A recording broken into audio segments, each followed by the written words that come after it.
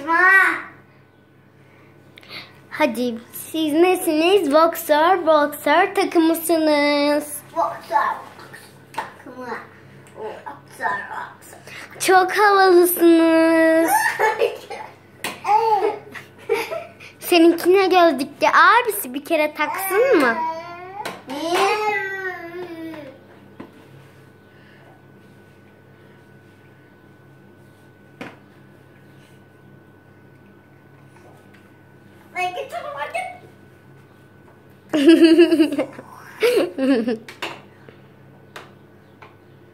Kız şuna.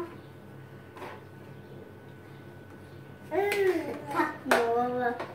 Baba sen şimdi benim alt yarışıma bak. İsmail bence atlama.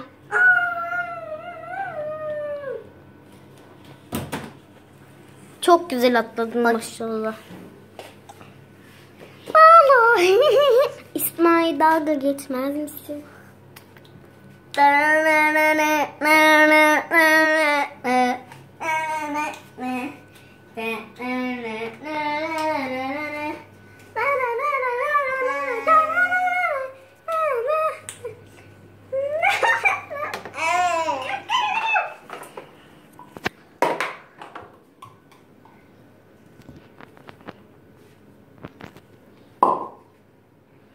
Dum dedi abla, dum dedi.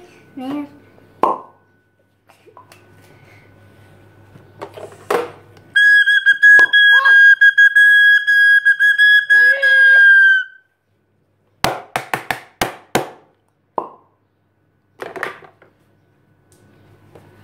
Görüşürüz yap. Bay bay.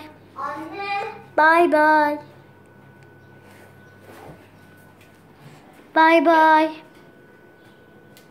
Anne. Bay bay. Sonra biz de yıkanacağız değil mi? Bay bay yapıyorum. Bay bay. Bay bay yapıyorum. Bay bay. Bay bay yaptı.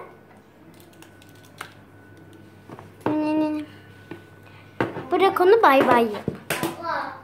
Sonra parti başlasın.